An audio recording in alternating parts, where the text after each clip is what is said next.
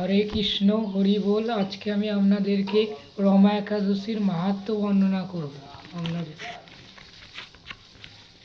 এক সময় যুধিষ্ঠির মহারাজ শ্রীকৃষ্ণকে বললেন, হে জনার্দন, কার্তিক মাসের কৃষ্ণপক্ষের একাদশীর নাম ও মাহাত্ম্য কৃপা করে আমায় বলুন। শ্রীকৃষ্ণ বললেন, হে রাজন, মহাপাপ দূরকারী সেই একাদশী রমা নামে বিখ্যাত। আমি এখন এর মাহাত্ম্য বর্ণনা করছি, আপনি তা মনোযোগ সহকারে শ্রবণ করুন। পুরাকালে মুচকুন্দ নামে একজন সুপ্রসিদ্ধ রাজা ছিলেন। দেবরাজ ইন্দ্র, যম, বরুণ ও ধনপতি কুবেরের সাথে তার বন্ধুত্ব ছিল। ভক্তশ্রেষ্ঠ বিভীষণের সাথেও তার অত্যন্ত সম্ভব ছিল। তিনি ছিলেন বিষ্ণু ভক্ত ও সত্য প্রতিজ্ঞ। এই রূপে তিনি ধর্ম অনুসারে রাজ্য শাসন করতেন। চন্দ্রভাগা নামে তার একটি কন্যা ছিল।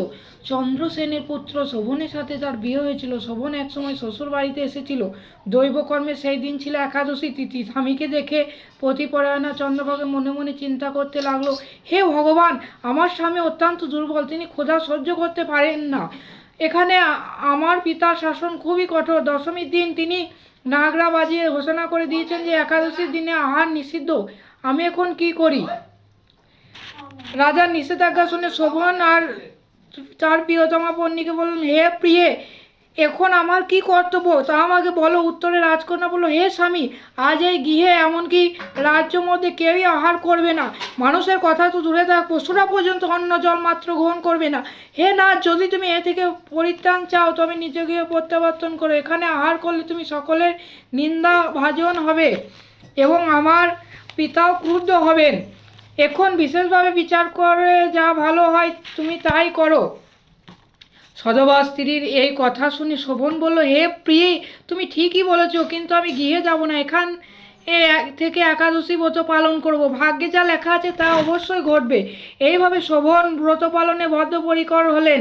সমস্ত দিন অতিক্রান্ত হয়ে রাত্রি শুরু হলো। বৈষ্ণবদের কাছে সেই রাত্রি সত্যি আনন্দকর, কিন্তু শোভনের পক্ষে তা ছিল বড়ই দুঃখদায়ক। কেননা ক্ষুধা তৃষ্ণায় সে কর্মে দুর্বল হয়ে পড়ল। এইভাবে রাত্রি অতিবাহিত হলে সূর্যোদয় কালে তার মৃত্যু হলো। রাজা মুচকুন্দ সাড়ম্বরে তার শবদেহ কার্য সুসম্পন্ন করলেন।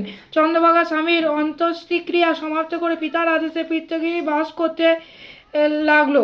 কালক্রমে রমার ব্রত প্রভাবে শোভন মন্দচারল শিখরে অনুপম সৌন্দর্য বিশিষ্ট এক রমণী দেবপুরী প্রাপ্ত হলেন। এই সময় মুচুন্দপুরে সমস্ত নামে এক ব্রাহ্মণ তীর্থভ্রমণ করতে করতে সেখানে উপস্থিত হলেন। হে মহারাজ, মন্দাচল পর্বতের শিখরে শোভন সিং চন্দ্রভাগা সহ দিব্য সুখ ভোগ করতে লাগলেন। পাপ নাশিনী ও ভক্তিমতী প্রদায়িনী রমা একাদশীর মাহাত্ম্য আপনার কাছে বর্ণনা করলাম। যিনি এই একাদশী ব্রত শোভন করেন